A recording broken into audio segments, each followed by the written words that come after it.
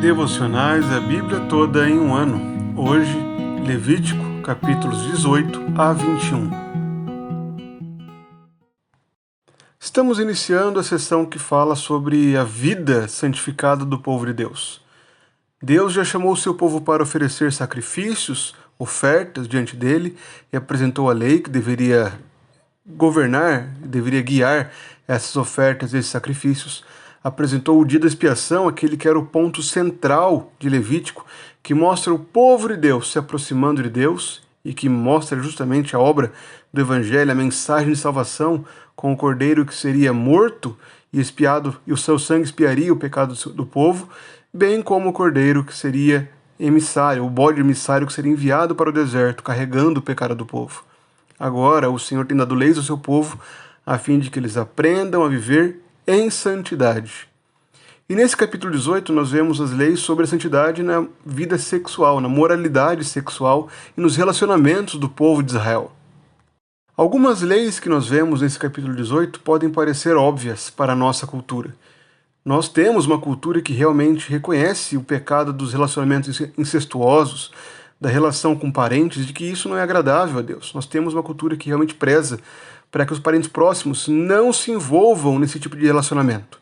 Porém, há alguns tipos de relacionamentos que estão presentes nesse capítulo que hoje em dia são aceitos. Nós vemos então nesse capítulo os motivos pelos quais o Senhor proíbe todos esses tipos de relacionamento, pelo qual esses relacionamentos se mantêm até hoje na nova aliança como pecado, como algo que é abominável ao Senhor. E por que isso acontece? Nós vemos repetidamente o Senhor anunciando no capítulo 18 que Ele é o Deus do seu povo. A repetição constante no capítulo é: eu sou o Senhor, o Deus de vocês. Eu sou o Senhor. E ao final do capítulo 18, nós vemos Deus dizendo o motivo pelo qual Ele ordenou essas leis, essas ordens a respeito do relacionamento. É para que eles não sigam o mesmo caminho dos povos da terra que eles iriam conquistar. A preocupação de Deus era justamente separar o seu povo dos costumes dos egípcios do passado, de onde eles tinham saído, e também evitar que eles se contaminassem com a prática sexual daqueles povos pagãos que viviam em Canaã. Então a intenção do Senhor era justamente separar o seu povo daqueles relacionamentos que não eram um modelo, que não eram um padrão, o relacionamento que não era agradável a Ele na sua lei. Em seguida, no capítulo 19, nós vemos diversas leis que tratavam sobre a vida do povo de Deus com o seu próximo. O Senhor ordena a santidade porque Ele é santo. Ele novamente repete constantemente: eu sou o Senhor, o Deus de vocês. E agora estabelece várias leis para a vida comum, para a vida em comunidade, para que houvesse paz no relacionamento dos israelitas com o seu próximo.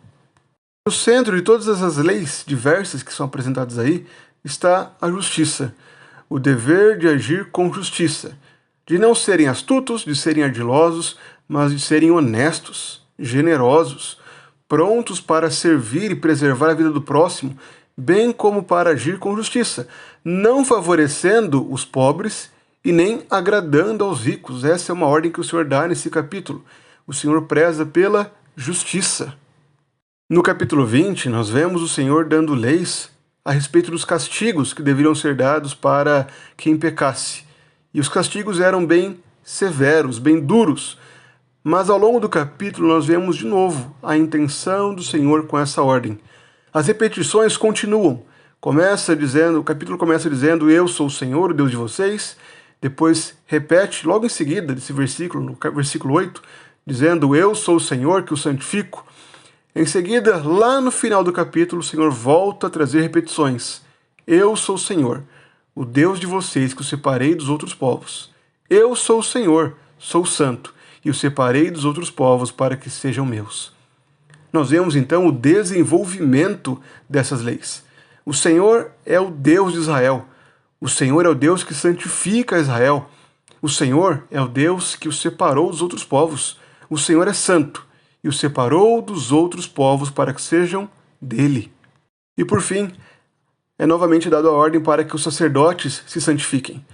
Os sacerdotes acima de todos os demais, que também deveriam ser santos, os sacerdotes deveriam dar um exemplo de santidade. Eles foram chamados para oficiar diante do Senhor. Então, todo pecado que eles cometiam era uma profanação do nome de Deus, pois eles carregavam o nome de Deus. Eles eram sacerdotes, aqueles que faziam a mediação entre o povo e Deus. Portanto, precisavam ainda mais ser zelosos pela santidade, pois eles eram responsáveis pela santidade do povo. O propósito original para esse povo era justamente a separação deles de outros povos. O povo de Israel não poderia se contaminar, não poderia se misturar. O Senhor deu leis para que eles fossem distintos, separados, diferentes dos outros povos. A santidade deveria permear todas as áreas da vida deles. Eles foram separados como um povo escolhido por Deus e deveriam ser santos em todas as áreas. Por isso que a lei do Senhor era tão específica para tantas áreas da vida. E essas leis, por mais que não sejam mais especificamente aplicadas a nós, elas mantêm o valor a nós. O nosso Deus é um Deus que continua chamando o seu povo para ser santo. Por mais que muitas dessas leis cerimoniais, civis, não se apliquem mais a nós, os princípios que estão por trás de cada lei continuam sendo úteis a nós. E na verdade elas são aumentadas na nova aliança. Em Cristo, essa ordem é ainda mais severa. Porque enquanto o destaque está nas práticas ali, Cristo olha para o coração e ordena que nenhum de nós peque sexualmente, nem mesmo em pensamento, nem mesmo em intenção, nem mesmo no coração. Portanto, a nós esse texto ordena: mantenha a pureza em sua vida.